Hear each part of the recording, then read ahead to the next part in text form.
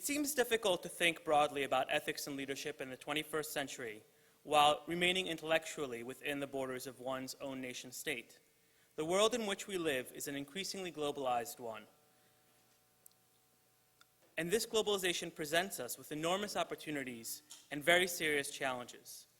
These challenges are not only economic and social, but are also fundamentally ethical in nature. With the growth of international institutions and distinctly global problems like climate change, a new generation of cosmopolitan thinkers has been forcefully questioning both the usefulness and moral justifiability of the Westphalian system of sovereign nation states. These important questions will only become more salient as globalization continues to spread in the future. We are enormously fortunate to have with us today Professor Rodrik to help us think through these questions. Dani Rodrik is the Rafiq Hariri Professor of International Political Economy at the John F. Kennedy School of Government at Harvard University. He has published widely in the areas of international economics, economic development, and political economy. His world-renowned research focuses on what constitutes good economic policy and why some governments are better than others at adopting it. His books include One Economics, Many Recipes, Globalization, Institutions, and Economic Growth, and most recently, The Globalization Paradox, Democracy and the Future of the World Economy. His lecture today is entitled, Who Needs the Nation State? Please join me in welcoming Professor Rodrik.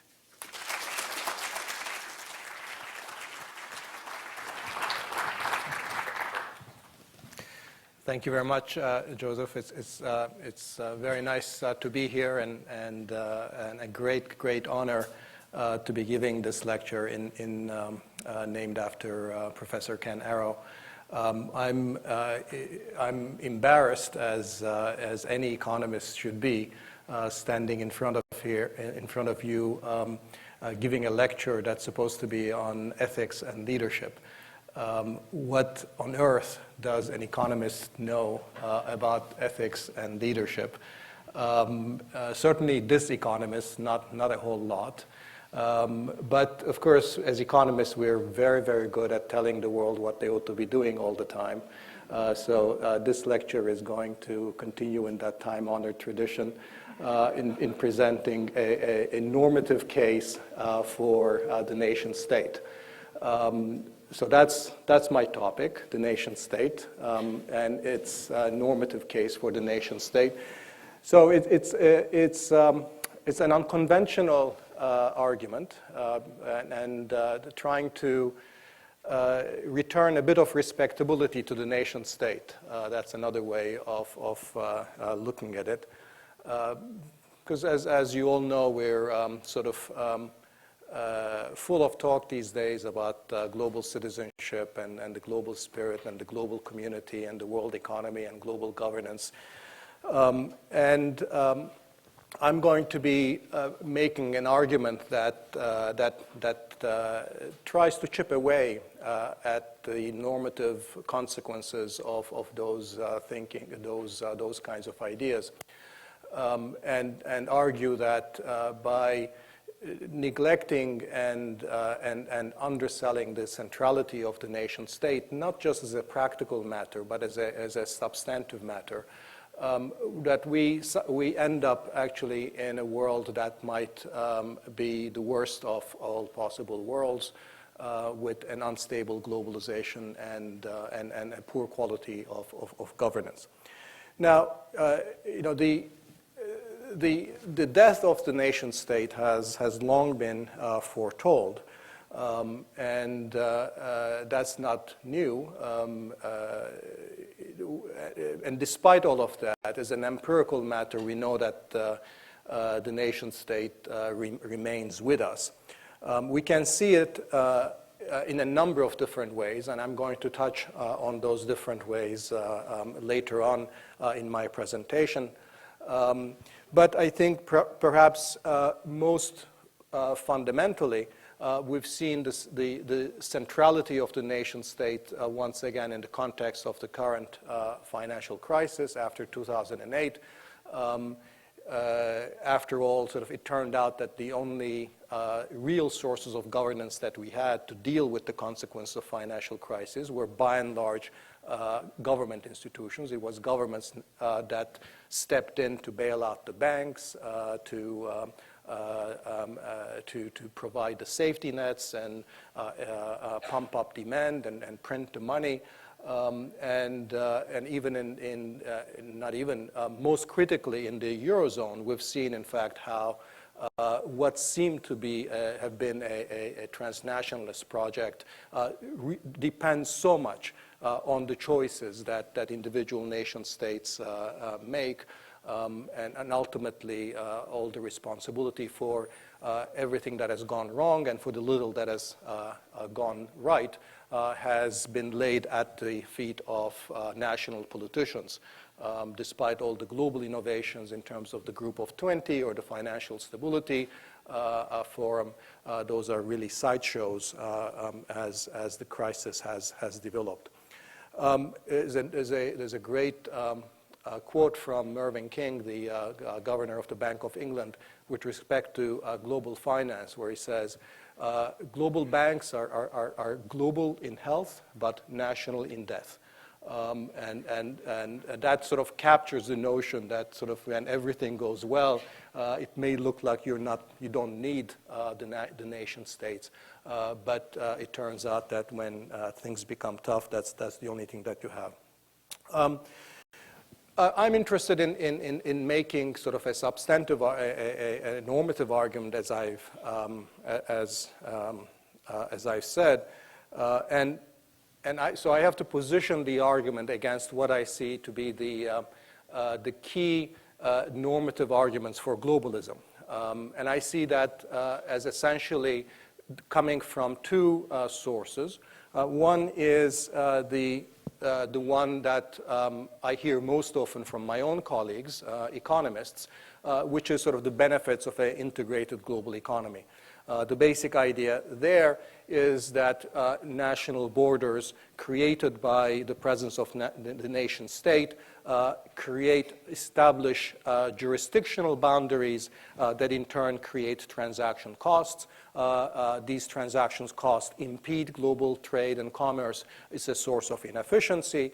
And since this sort of looks like it's $100 bills lying on the proverbial pavement to the economists, it means that you should basically pick up those $100 bills by getting rid of nation states, getting rid of these jurisdictional discontinuities in the global economy.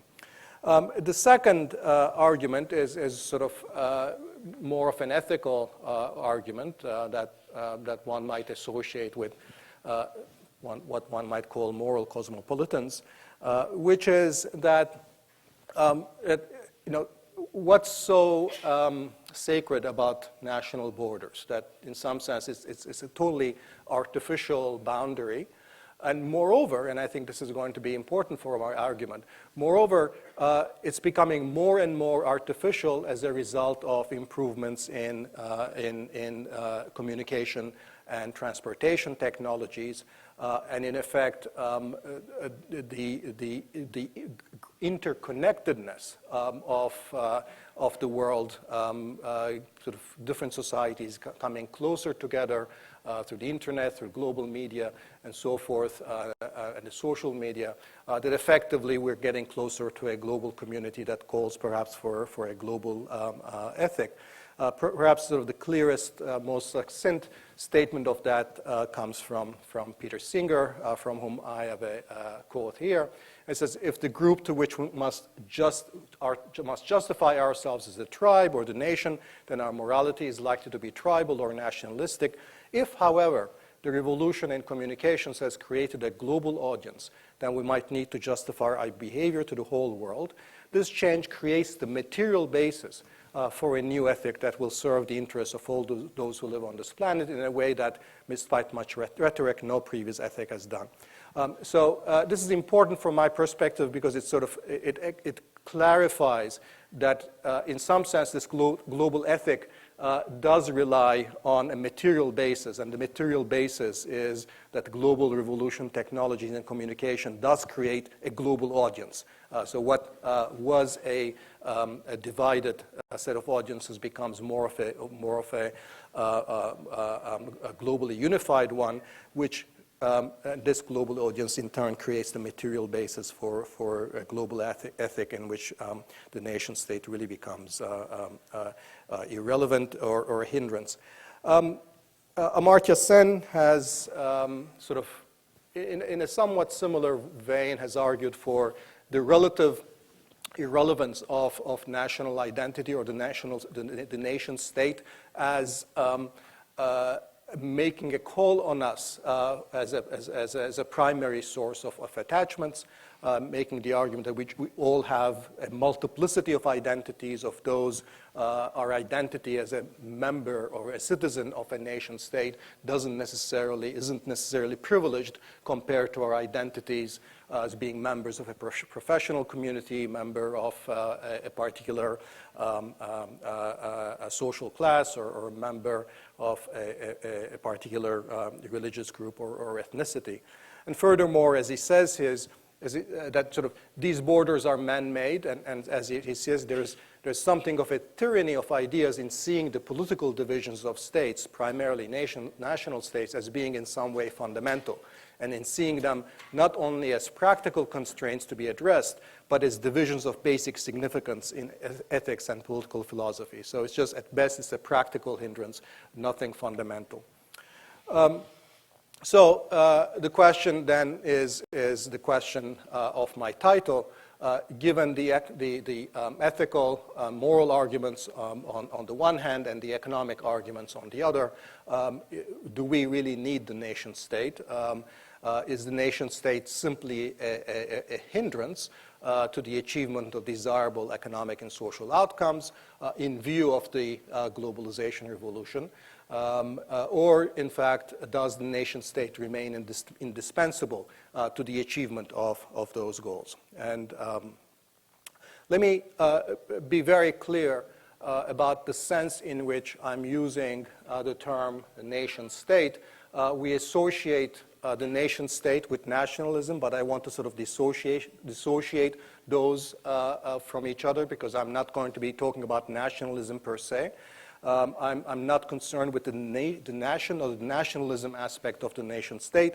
I'm simply concerned about the state as a spatially demarcated entity that creates its own jurisdictional boundaries.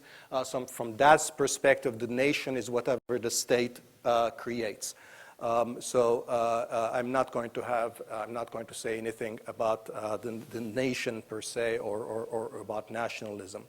So I'm not going to be asking or discussing the question of what is a nation or what should be a nation, whether each nation, whatever they might be, should have their own states, or in fact how many states we ought to have in the world, or whether the number of states we have is in some sense optimal or desirable. Instead, I'm asking a more limited question, which is simply the question, why should the world be organized into multiple states rather than a single one? So that's my first cut at this. Okay, so what do I want to do? I'll just very briefly outline, by way of a couple of charts, figures, what my argument is. I want to talk a little bit about where we are in terms of actually, based on survey evidence, how people feel, whether they feel what has happened with respect to national attachments versus local or global attachments. I think that's sort of interesting background, although not critical to my argument. It's an interesting empirical background to my argument. Then I'm going to ask the question whether, in fact, a borderless global market is possible. In other words, can we really have a fully realized globalization revolution? I will say that in order to have full economic globalization and full economic integration, the necessary counterpart of that is actually global governance, that is a full global polity. And I'm going to argue that such a full global polity, global governance is inherently undesirable on account of a number of arguments that I'm going to make with respect to the malleability or the flexibility of institutional arrangements underpinning markets, with respect to the diversity and heterogeneity of different communities around the world. Furthermore, the likelihood of limited convergence in those diversity in the forces that create that diversity and heterogeneity. And finally, the value of experimentation and competition among alternative institutional forms. Let me just, the argument in brief, I think the best way to put the argument is as a counterpoint to what I take to be the globalist benchmark or the conventional view. And the globalist argument goes something like this. So it's that basically you have the process of economic globalization. The process of economic globalization brings us all together, creates what we might call something closer to a global community. That creation of that global community in turn creates, to use Singer's term, the material basis for the creation of a global mechanisms of governance, global regulatory arrangements. And to close then the circle, once you have global mechanisms of governance, then in fact you can reinforce economic globalization because global governance makes in turn global markets possible.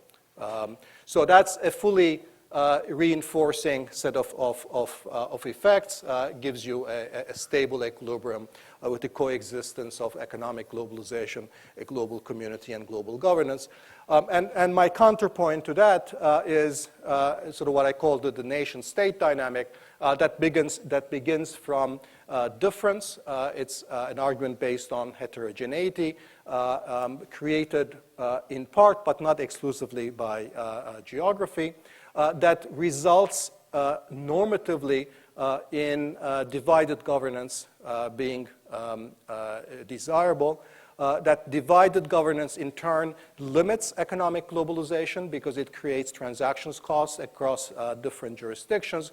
And then once you have limited globalization, in fact, you can no longer create that global audience because the limited globalization in turn reinforces the differences, the heterogeneity, and reinforces the role of geography, the role of distance effects.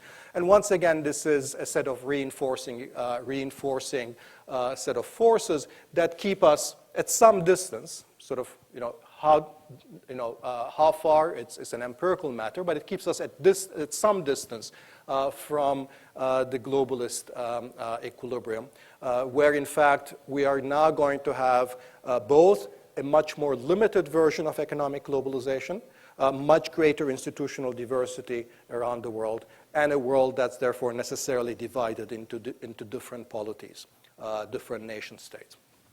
Okay. So let me then talk a little bit about the national attachments and where we are in terms of the strength of national identity. I'm going to show you a couple of charts from using results from the World Values Survey that covers about 57 countries. It's a relatively recent round from 2004 to 2008, about 83,000 individuals around 57 countries. And I want to sort of just get a snapshot. Unfortunately, we can only get a snapshot of how strong national identities are relative to alternative conceptions of identity. And I'm going to take as my benchmark sort of attachment to local communities. So I'm going to normalize national identity relative to local attachments so I can compare national identity both to local attachment as well as global attachments. So here is the first chart that looks at both for the global sample and for a number for the United States, the European Union as a whole, China, and India, the comparison between sort of national versus global citizenship. So just to be clear as to what this is doing, and it's a note at the bottom of the chart, I don't know if you can sort of read it. It says percentages of respondents who agree or strongly agree with the statements, I see myself as a citizen of, and then the country, and versus, I see myself as a world citizen. And as I said, I've normalized these responses, so they're all relative to the analogous percentages for I see myself as a member of a local community. Okay? So in fact, the big difference here, the big surprise to me in this picture isn't how across all the world as a whole, as well as these different countries and regions, how strong national identity is relative to a sense of global citizenship. I don't think anyone is surprised that global citizenship doesn't show up, and therefore there's a big gap. But in fact, how strong national identity is relative to local attachments, because that's what it's normalized about. So the fact that those blue bars are all positive indicates that on average in each one of all these nations, there's a greater percentage of respondents who agree or strongly agree with the proposition that they see themselves as a citizen of country than percent of respondents who view themselves as being a member of their local communities. Now, this was a surprise to me in some sense that you would have thought that local attachments would have been stronger than attachments to as a national citizen. I don't want to talk about differences across countries here. I'm not sure to what extent they're interesting or meaningful. Now, you might say that across different types of people that these things would differ. So my guess is that if I were to take a poll among the graduating Stanford seniors and ask them the same kind of a question, that I would get a much greater proportion of people pulling up their hand and saying we feel ourselves as global citizens rather than members of our national. So I sort of looked at, before I do that, before I break up by different by education and socioeconomic group, here's something that I thought is interesting. That you can actually ask the same question for the Europeans as not only sort of their individual national citizenship or their global citizenship, but also the question as to whether they feel a member or a citizen of the European Union. And the striking finding here is that in fact, the difference between their sense of belonging to the European Union and their sense of belonging to the world is tiny. The difference is just minor. If you can see that, the length of the green versus red bars, they're virtually identical. And this is before the Eurozone crisis struck. So my bet is that if you were to do this, membership in the European Union as a source of identity wouldn't, would look even worse.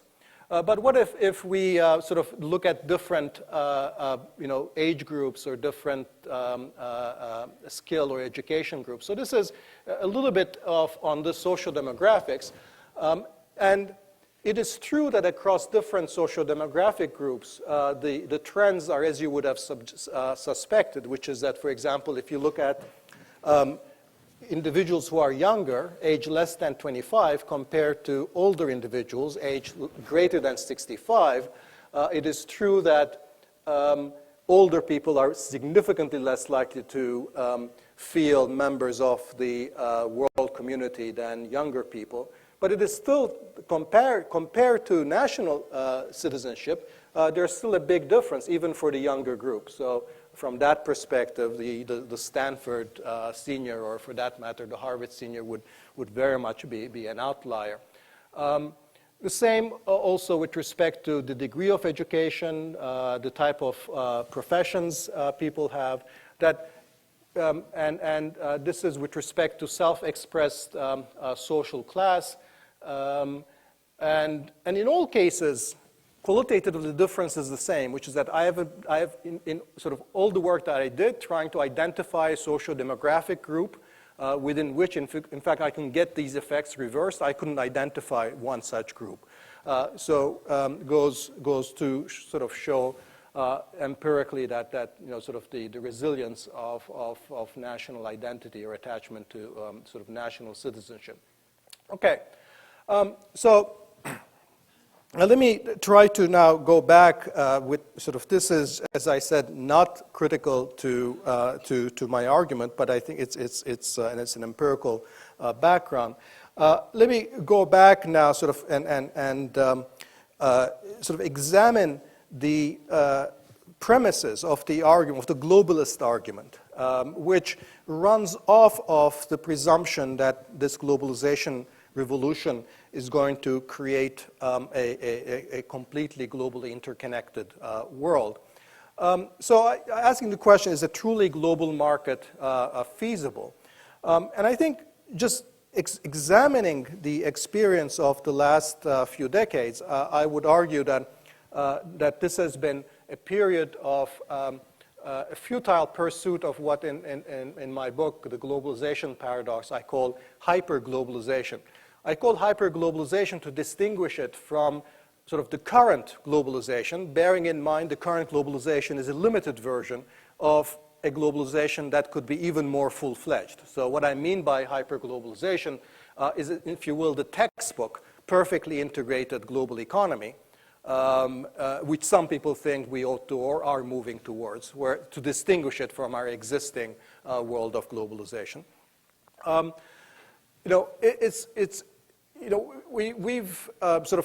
We know, although we frequently forget, that markets require a whole range of institutional arrangements to support them. So the way I put it is by saying that markets aren't self-creating, they're not self-regulating, they're not self-stabilizing, they're not self-legitimizing. That requires a whole range of institutions, non-market institutions, to provide precisely those functions. So they need to be embedded in a wide range of regulatory, redistributive, and other institutions. So far, of course, those institutions have been those of the nation states. Those institutions have been largely provided by the nation states. And the central paradox here is that during much of this recent era of the expansion of the global economy, of economic globalization, it has been the institutions of the nation state that have provided the needed regulatory, needed supporting functions of markets to allow a global market to exist in the first place. So the nation state, on the one hand, has been the chief enabler of economic globalization, in the sense that without domestic monetary stability in the United States, without the expansion of financial, without the type of financial regulations you have in the advanced countries, without the domestic political support for open trade that domestic politicians have had to create so that you can buy into arguments in the GATT and the WTO, right? Without any of those functions that the nation state has created, you would not have had the kind of globalization that you have. But the other side of the paradox is that the state at the same time produces the jurisdictional transactions costs. So that on the one hand, the state helps trade barriers to come down. On the other hand, the regulatory and policy differences that exist across states are a hindrance to full economic globalization. So if you have different states with different monies, exchange rate uncertainty diminishes trade and financial integration. If you have different states with different financial regulations, those regulatory differences create transactions costs for banks to operate internationally. If different states have different food and health and safety standards, that again creates difficulties for multinational corporations to operate as if borders didn't exist. So this paradox requires us to really to manage the role of the nation state and sort of to maintain this balance in a way, because the danger of trying to push markets beyond what the existing regulatory arrangements can support is that actually we get too much markets, too little governance, and therefore a lot of instability, as we've seen in the financial markets case. That's in fact exactly what has happened, which is that we got, I think, so enamored with the way that globalization worked in much of the post-war period that we began to believe that we could actually also achieve hyperglobalization, which requires a further step into the globalization process, eliminating precisely those transactions costs associated with the existence of nation states and national borders. In practice, that has meant, of course, the post-1990 model that combines financial globalization with the World Trade Organization. And in both cases, the key defining feature of these attacks, both on the trade and finance side, was that there was an attempt at sort of moving beyond the border to harmonize regulations behind the border so that these regulatory differences would no longer create the same kind of barriers as before. Now, this, of course, happened at the same time as the emergent forms of global governance remained very, very weak. I might come back to those in a little bit. So the upshot, and I think this is the fundamental problem with our existing globalization, is that we have weakened our domestic governance regulatory mechanisms while their global counterparts have remained incomplete, which results in problems of two kinds. It results in economic and political malfunction in the forms of inequality at the domestic level, the financial crises, the democratic legitimacy deficit that we've observed. Well, basically, where we've pushed markets beyond the ability of regulatory arrangements to support them, we've had the economic malfunctions. And when we've tried to push the rules, as in the case of the WTO, to match the scope of the market, then we've run into democratic legitimacy problems because those rules haven't sufficiently respected the underlying diversity and democratic accountability that such rulemaking would require. So, could we then overcome these deficiencies? And of course, a model of overcoming such deficiencies is to bring the global governance, to make the scale of global governance the same as the scale of global markets. So we expand governance to be global. And we have here a lot of ideas, a lot of interesting writings. I've just summarized a few of these. So they range all the way from sort of what policy officialdom think about when they think about global governance. They think about things like the Group of 20 or the IMF or the BIS, all the way to the kinds of ideas that Josh Cohen and Charles Chuck Sable have talked about, which is sort of creation of these mechanisms of mutually accountable global administrative processes, which is basically a process whereby decision makers, regulators, policymakers get together both globally in a way that they're providing mutually an accounting to themselves in terms of developing common solutions, but in ways that they're also sensitive to the local needs and the underlying diversity. My argument is that basically when you think through these mechanisms of global governance, they only take you so far. Certainly they don't go as far as would be required to get you to full economic globalization. And sort of the arguments here, which I'm going to be running through, is with respect to runs off of these ideas. With respect to the non-uniqueness of institutional arrangements, with respect to diversity, with respect to the role of geography and distance, and experimentation and competition. So let me just take the last 15 minutes or so of my talk just to go through these. One, with respect to institutional multiplicity, I've said before that markets require a whole range of institutions. Even though we can define what functions those market-supporting institutions perform, we cannot actually define uniquely the form that those institutions must take. So institutional function does not map uniquely into institutional form.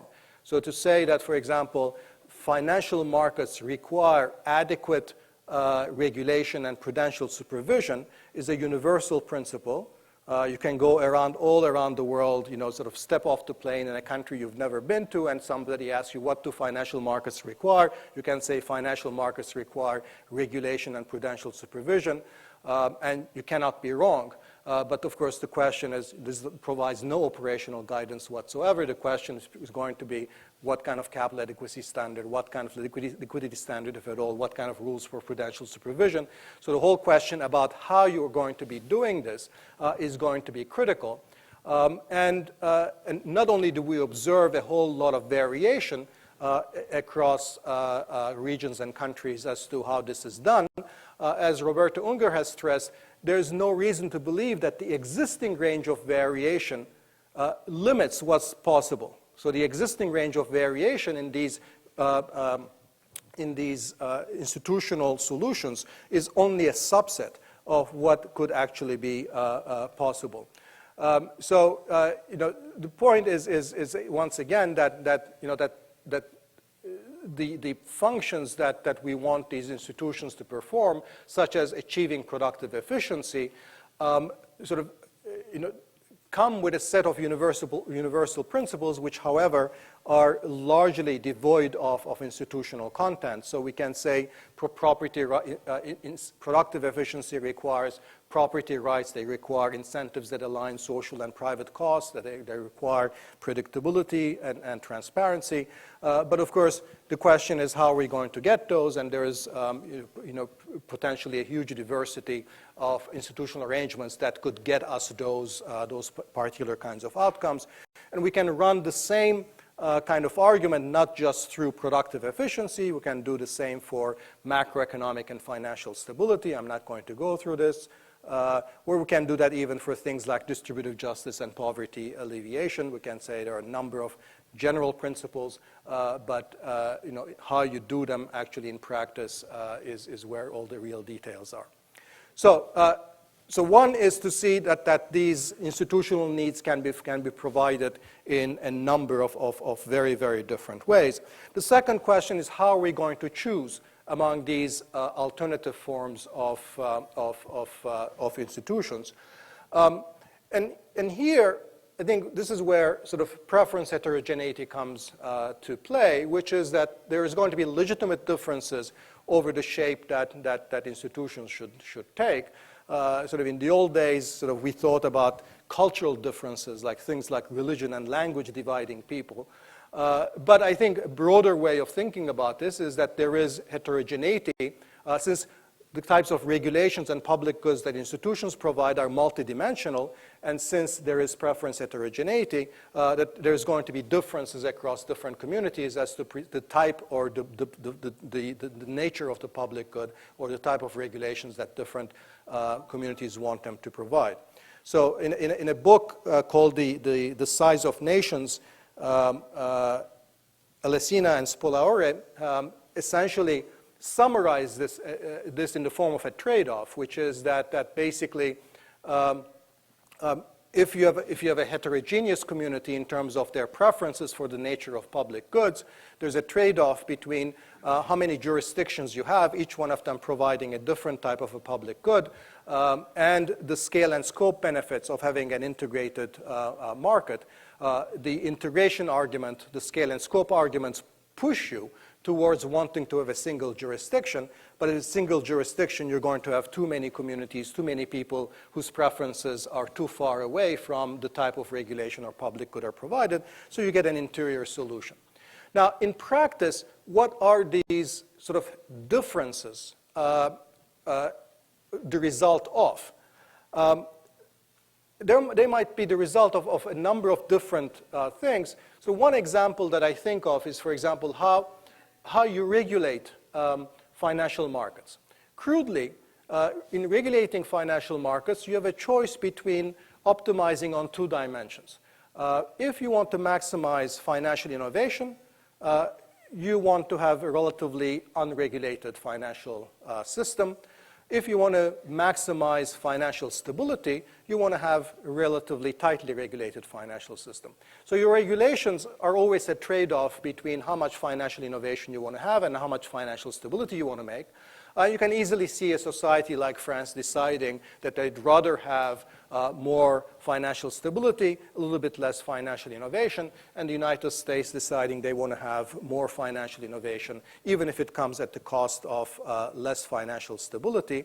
And there's a priori no reason to believe that one choice is better than the other. They're all equally valid choices. Any homogenization, any harmonization of rules would necessarily force suboptimal choices on both commodities, on both countries. There are interesting also significant differences in terms of needs and preferences of countries at different levels of income. So the type of capitalist institutions that a country like China needs, in fact, has benefited from, is very different from the type of capitalist institutions that Sweden has, or Germany has, or the United States has.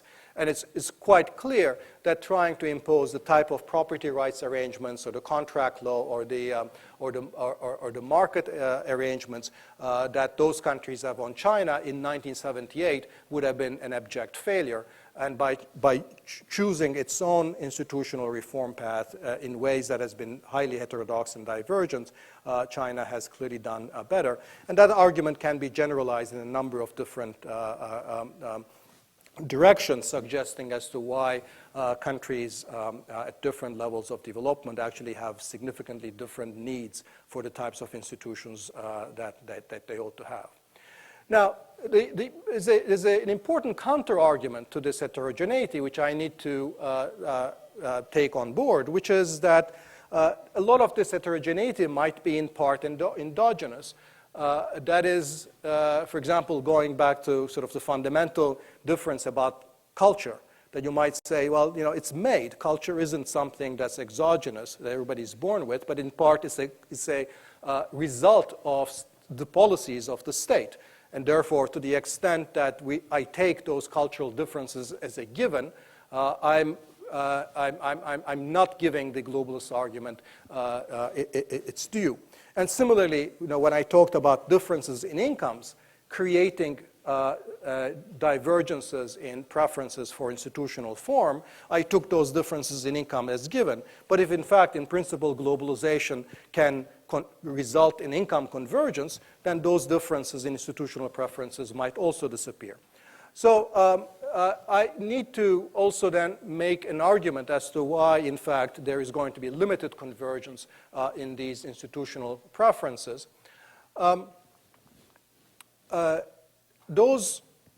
That argument is based on sort of the continued importance of geography or distance. And I'm going to, rather than go through the entire range of evidence there, I'm just going to illustrate it by a couple of examples that I like. One is with respect to, I'm just going to skip that, one is with respect to the role of distance in international trade. This is what international trade theorists know as the gravity effect. And this chart is a little bit complicated, but let me explain it because this is actually quite interesting. We know that the volume of trade declines as a function of trade, as a function of distance. So two countries that are very close trade a lot more with each other than two countries that are far. Now, controlling for everything else, okay? So why do you think this exists? Well, it exists because presumably there are transport and communication costs. And you would think that one thing that globalization has done is actually shrink those transport and communication costs. And if that were true, what would you find? If you looked at how large this distance effect in trade is, what, again, the economist calls the gravity effect, you would find that over time, the gravity effect would have gone down. And look at what has actually happened going all the way back to the 1880s. Each one of these circles is the estimate for one economic study on what the strength of this gravity effect is. And the line is basically the median of those studies. And what you see, surprisingly, is not just that the gravity effect or the distance effect hasn't gone down over time. In fact, it has increased. distance now matters more to international trade than it did before. Very paradoxical result in terms of sort of, the expectation that about the death of distance, but it's nonetheless, it's there. And we may, I'll sort of might say a word about why we're getting that. Second example I want to talk about is actually the Netville example, which is the case of a Canadian community which was a new community, which was, the plan was that from day one they were going to get highly wired, so that each resident of the community could freely communicate with others globally, but through some quirk of the installation of the cables. Some half of the community didn't get this communication facility in time, whereas the other did. So that gave social scientists a wonderful opportunity to do a controlled experiment as to what difference it made to the social behavior of households, depending on whether, in fact, they were wired or not. And again, there was a huge surprise, and the huge surprise was that the wired, compared to non-wired residents, the wired residents recognized more of their neighbors, talked to them more often, visited them more frequently, made many more local phone calls. They were more likely to organize local events and mobilize the community around common problems. They used their computer networks to facilitate a range of social activities. The surprising thing was that the ones that became the most closely locally oriented, that became most social locally, were in fact the ones that were wired, not the other way. So once again, somewhat surprising result with respect to, in fact, how this expectation that distance is dying, and that there is something in this decline in transport and communication costs that's driving people together isn't borne out in the actual evidence. Now, a quick explanation of what's happening here and of the apparent paradox is that, in fact, many exchanges still remain based on relationships and not anonymous markets. And that geographic distance both protects these relationships and also, in turn, once these relationships are created, that they create, in turn, a role for geography. So there's a reinforcing relationship between relationships and the role of geography. And what technology has done is, in some ways, the relationship between technology and how much relationships matter is ambiguous, because on the one hand, decline in transport and communication costs have reduced the effect of distance in market relationships, and maybe enabling the creation of relationships across space that crosses national boundaries. At the same time, it is true that technology has increased the complexity of production, has moved us to a world of product differentiation, has shifted us from mass production to services and new forms of production. And many of those, in fact, put a greater premium on the relationships, that is, on spatially circumscribed interactions. So to that extent, in fact, the effect of this technology hasn't been necessarily unambiguously in one direction. So this implies then that market segmentation is a natural consequence that derives from the importance of relationships, and that they would exist even in the absence of jurisdictional discontinuities. Finally, just the role of experimentation and competition. I think since there is no fixed ideal shape for institutions, there's going to be always beneficial role for experimentation, for learning from different types of institutions. And this argues once again against forcing convergence and for letting multiple forms coexist. I think there is a nasty side to this institutional competition, but in practice, sort of in terms of their modern day equivalents, economic competition or the race to the bottom, we've actually seen very, very little of it, and whatever race to the bottom we've seen has been limited to corporate tax competition. But there is a whole set of issues with respect to the regulatory arbitrage and race to the bottom that if there are any questions, I'd be happy to discuss. So the answer to my question, who needs the nation state? I think we all do. And I think the central trade-off here is that on the one hand, relationships and heterogeneity and diversity tend to push governance down from the global level, while the scale and scope benefits of market integration tend to push governance up in terms of desirability.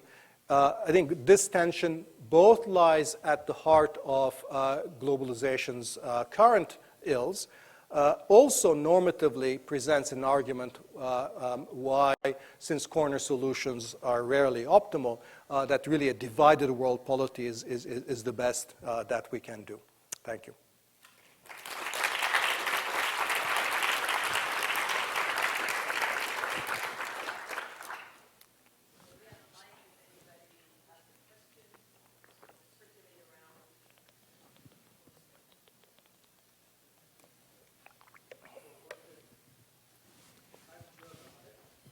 In Europe, everybody hates what's happening in Brussels.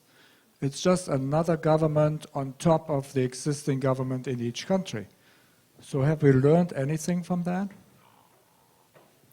Well, Europe is really interesting because, one might have said, as late as 3 or 4 years ago, that perhaps Europe is the only exception to my argument. In fact, I might have made the argument that in Europe, there was the prospect of the true creation of an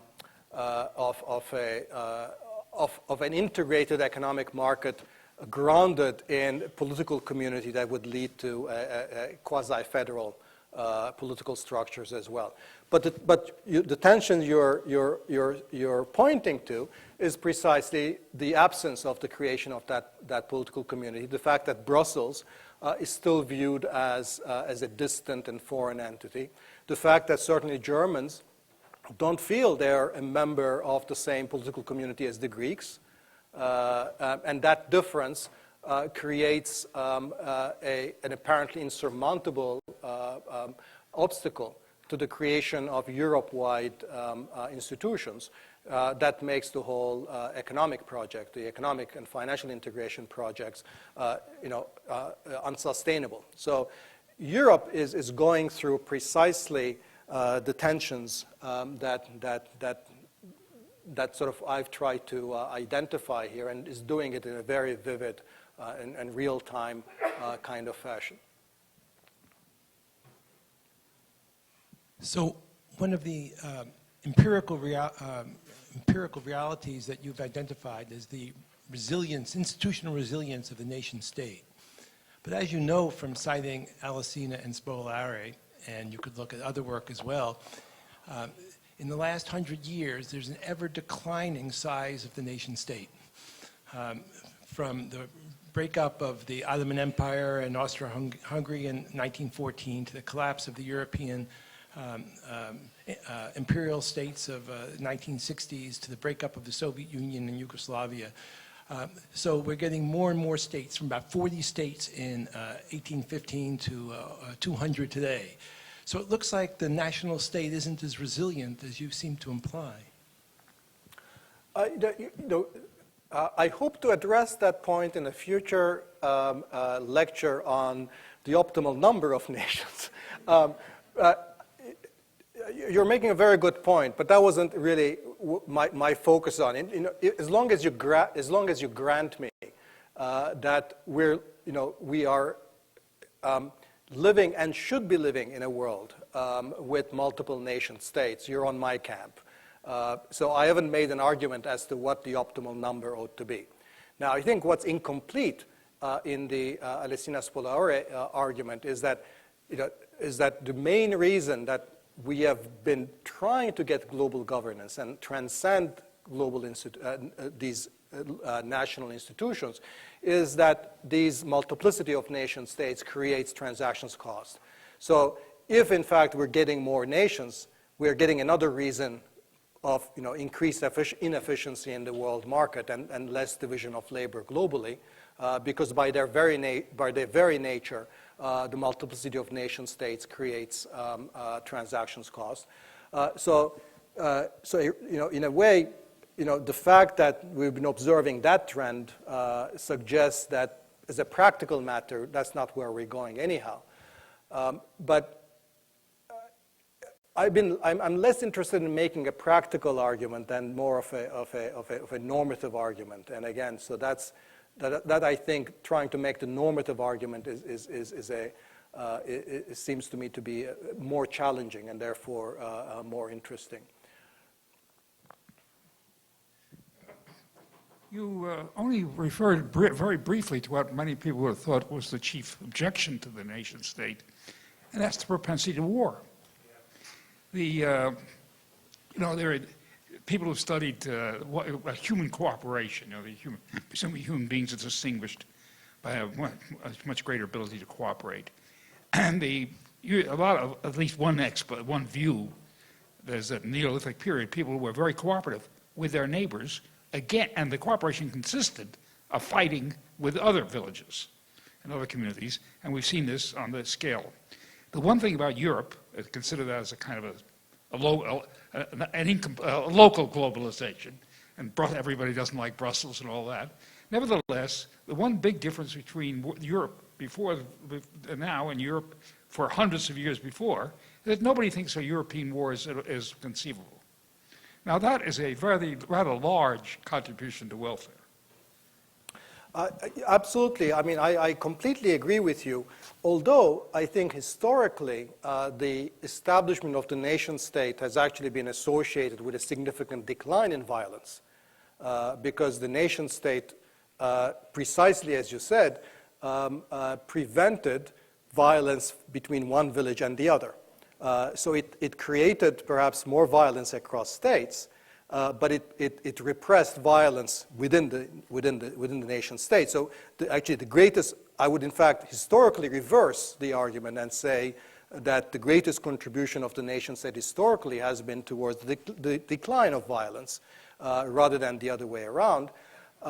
Now, however, you can take that argument in some sense one step further and say, well, if you've done it so well, successfully, at the level of the nation state, why not do it regionally, as in the case of Europe? Why not do it globally? And so in principle, the same argument might go. Yes, so that would be, that might be an argument. It's an interesting question whether 10 years from now, we will be discussing the Eurozone as something that significantly reduced the likelihood of intra-European conflict, or one that actually increased it. I think the verdict on the European coal and steel community and the European Union, I think is pretty clear. But I'm not so sure about the Eurozone. So there's still the question of, there's this great joke that's going on about the Eurozone crisis, which is Angela Merkel shows up at the Greek border, and she's asked, name, Angela Merkel. Citizenship, German. Occupation, not yet.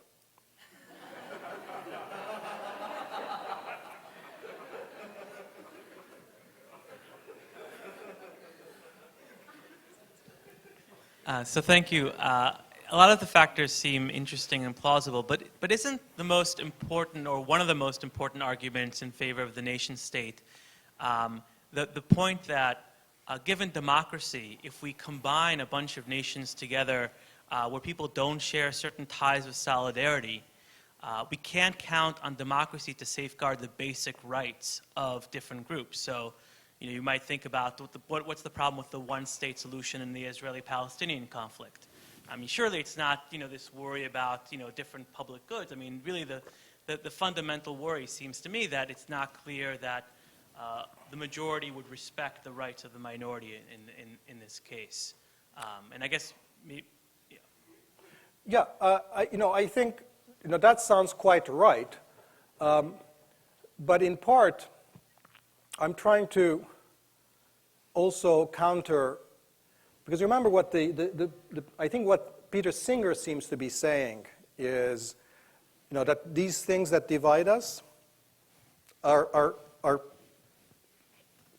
artificial. And one thing that the globalization revolution does is to reduce those interclan, interethnic, intercommunity distinctions. It creates a global audience. So I think with respect to the Israeli, Arab-Israeli, or the Palestinian-Israeli conflict, many people would say that one of the fundamental ways in which you would reduce that is actually getting a lot more economic exchange between those communities, that people who are constantly interacting with each other in various ways are much less likely to develop hostile views about the other.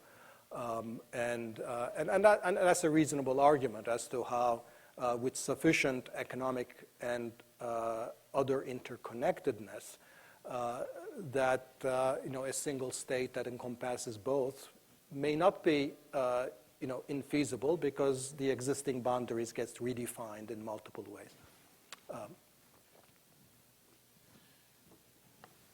You've spoken about the Eurozone.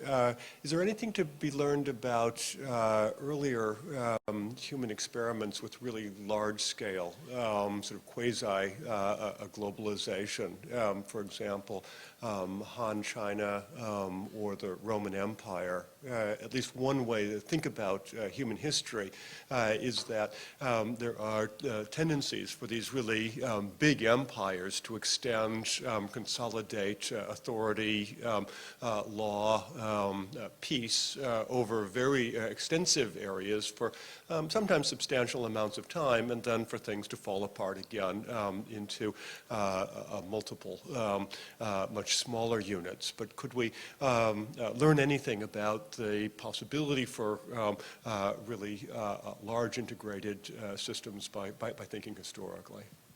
Oh, absolutely. I mean, great question. And in fact, probably the first era of globalization was under the Mongol Empire, right? In the 11th century or 12th century, was basically just have this whole sort of, Euro-Asian continent united under a single rule. And in fact, those markets at the time were much better integrated because of basically, it's, there is no problem with envisaging a truly global rule if you don't worry about questions of democracy, it seems to me. And I think this is in some ways is going back to that. It seems to me a lot of what I said, I haven't mentioned democracy very often, but it's sort of implicit in this, that institutional arrangements have to be responsive to democratic preferences. So that's the sense in which you can, those empires all were run on very, very different rules, and I think ultimately the reason that they collapsed wasn't because of the arguments I've made here, but much more about the extension of military power and changes in technology and all of that. But I would say, independent of that, if you impose democracy as a prerequisite, as a requirement, then there are inherently forces that's pushing the location of governance down from the global level.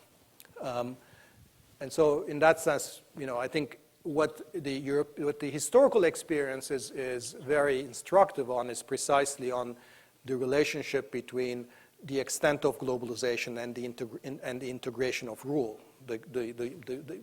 And that's when you get the most globalization is when you have basically a single rule system. Just about the point about distance mattering to trade, which was an important point against ideas about convergence. So isn't the phenomenon that you described there a consequence of what David was describing earlier as an increase in the number of states? The increase in the number of states. In the number of states. So what you have is, it's not really, what you're representing there is not the likelihood of a trade as a function of distance. It's the likelihood of a trade across a border. So if you increase the number of states, what used to be internal trade is now international trade. And so my expectation is that if you literally, if you asked, is the likelihood of how likely is an exchange as a function of distance, putting the borders aside, that what you'd find is that it's not more likely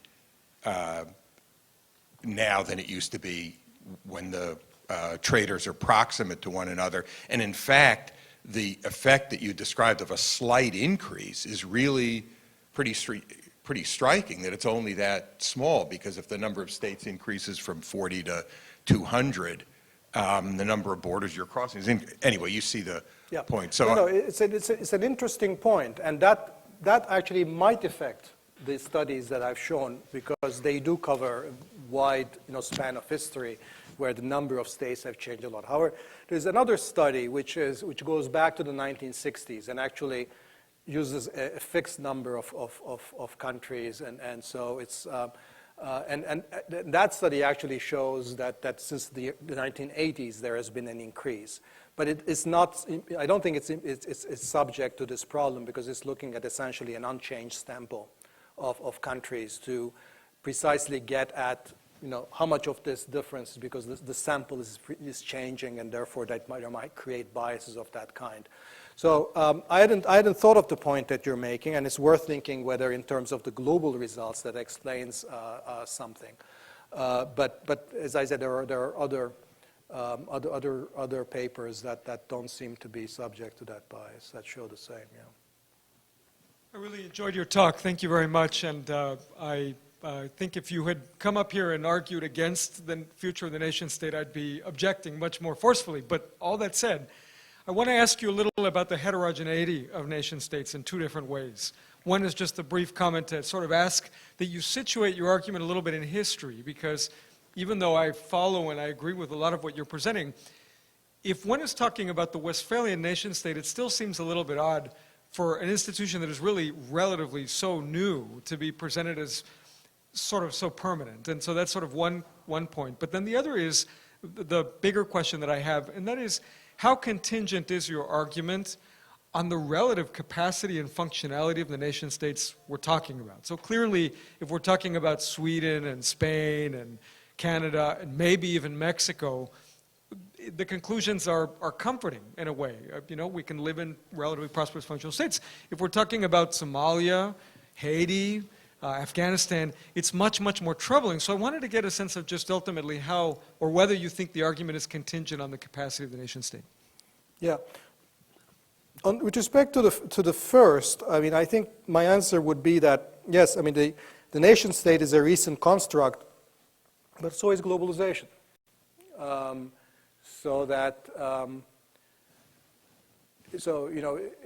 And I would say that what has enabled globalization is the set of rules that the nation state has been able to maintain.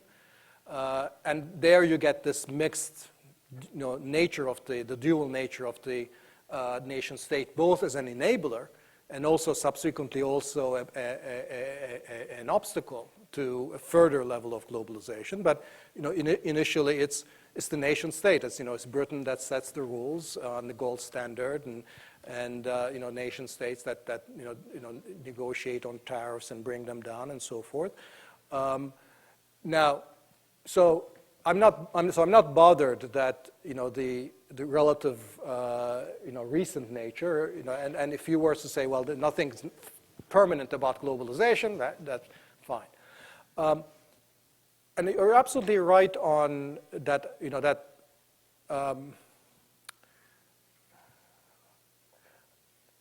Now, we would all be worse off in a world where nation states don't have the kind of capacity that the Swedens and the Germanys of the world have. But remember, my argument is about sort of a system of a system of governance.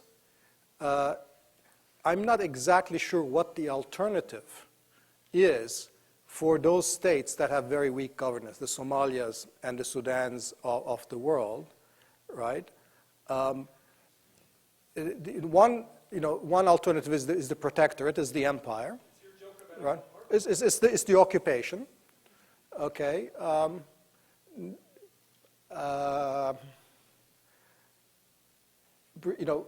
Presumably, it's hard to make a principled argument against a protectorate, when when the governance systems are failing their populations so badly. But the problem with that is the usual problem with comparing democracies to authoritarian regimes, which is that we should never compare an existing democracy to an ideal Platonic dictator that comes and does the best that can. And therefore, it turns out that if we compare democracies to the average authoritarian regime, that democracies don't do worse. So you never know whether you're going to be pulling a President Park of South Korea from the urn, or you're pulling a President Mobutu of Zaire. And that's why democracy is preferable. And I would say for the same reason it's preferable for self-rule than for external rule. Because you never know whether you're going to get the relatively civilized British Empire, or you're going to get the Belgians.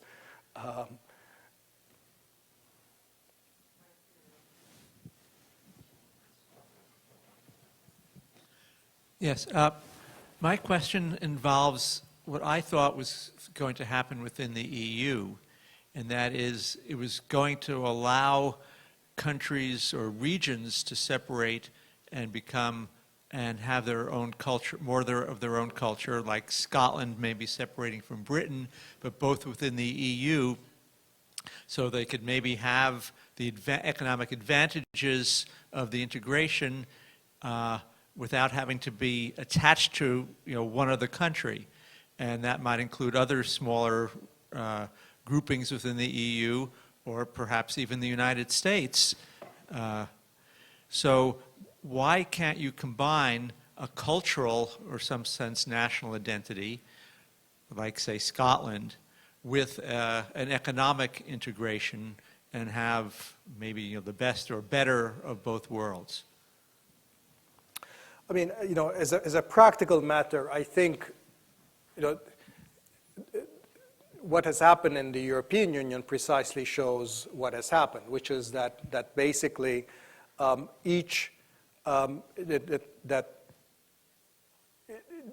what underlies the fact that Europe couldn't get the economic and fiscal mechanisms of governance at the regional level was because there was, even among a relatively homogeneous set of countries, which the European countries are compared to the rest of the world, they couldn't agree on what those rules ought to be. There's a lot of political failures in that as well, but I think the question is, if you're going to have a financial union requires monetary union. Monetary union in turn requires fiscal union. A fiscal union in turn requires sufficient political accountability for the fiscal union, so a certain amount of political integration. And so that's now going to require the Brits and the Germans and the French and the Italians and the Greeks to feel sufficiently part of the same political community that they could hash it out and they can agree on the set of common rules on financial regulation, on monetary policy, on fiscal policy, on taxation rules, right? And why didn't that not happen?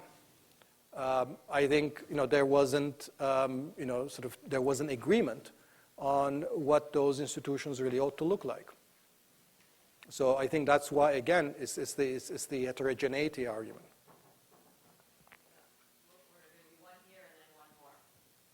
Thank you. You posed the question, do we need the nation state? Could we also pose the question, do we need a global polity? And is it really a matter of either or, especially, practically speaking, at this point in time in human history? In 1948, the Universal Declaration of Human Rights was formalized, and at that time, I think many had hoped for it to be enforceable. I have a hard time imagining how it could be enforceable if there wasn't some sort of global polity that could enforce it. Your thoughts? Yeah, it's an interesting question. I mean, I think there are areas where we actually need something, if not a global polity, certainly sufficient global coordination and global cooperation. And where those areas are things that we could genuinely identify as being global public goods. I would say the human rights are a global public good. So I would say that that's an area where having a global regime makes a lot of normative sense, in the sense that we all globally have a responsibility to ensure that sort of human rights abuses don't happen. And in that sense, we're all citizens of the world in terms of human rights. Another area where clearly it's a global public good, where we need the global governance, would be climate change, right? That's it's not this is not a problem that remains within nations. It's left to their own devices. Every country would want a free ride on the carbon control policies of others, and the only way you can achieve anything that looks like a reasonable outcome is if you get these countries have a global regime on climate change and agreement. But most of the things that I'm actually talking about here in the context of the world economy are actually not global public goods, even though we call them that. Think about open trade. We often say that an open trade regime or an open financial monetary regime is a global public good. It's not. It's not because actually it's in the self-interest of each country, to a first degree of approximation, to follow open trade and sound financial and stable monetary policies. So it's actually perfectly in the interest of every individual nation state to do what is required for the world economy to prosper. Now, there are second round issues about beggar thy neighbor policies, optimum tariff, and things like that. So there are some caveats to that. So there are some externalities that need to be taken care of. But the one argument that doesn't make sense in the case of, for example, financial regulation is that if the U.S. fundamentally went wrong in its financial regulations and caused the global financial crisis in the run-up to 2008, 2009, it wasn't because it wanted to shift the blame of all of this to everybody else. It wasn't because of some beggar thy neighbor. It wasn't because it was just did whatever was wrong for its own interests. And then, by the way, everybody else paid the bill too. So the way that we're going to solve that problem is not by getting the United States to cooperate with other countries on financial regulation. The way that we're going to solve that is by actually the United States taking better need of its own people, actually managing its own affairs better. Now, the global community might have some contribution to make. If we're all discussing about how to better financially regulate, you have to understand that you have to hurt us too. That global conversation could take. But it's not by having globally harmonized rules, it's not by having global regulator that we're going to be most effective at achieving global financial stability. So what I think is key is to distinguish really between things that are truly in the nature of global public goods and those that are really, at best, semi-public goods, where the issue is domestic governance failure, not the failure of global governance. I'm going to take one more question right here. Hi, I wanted to ask you about the role of scale in the political as opposed to economic dimension. In the economic dimension, the argument for increasing scale being a good is obvious. It seems to me the argument potential looks very different in the political sphere, and you touch on some of this when you talk about the problems of heterogeneity, but do you think sheer size of government is in fact a serious problem when we're talking about global governance, even without the increased heterogeneity we're throwing into the mix here. No, I would be I'd be very interested in hearing. That's an interesting line that I haven't I haven't pursued, and I'd like to think more about that. I'd like to hear any ideas that you have.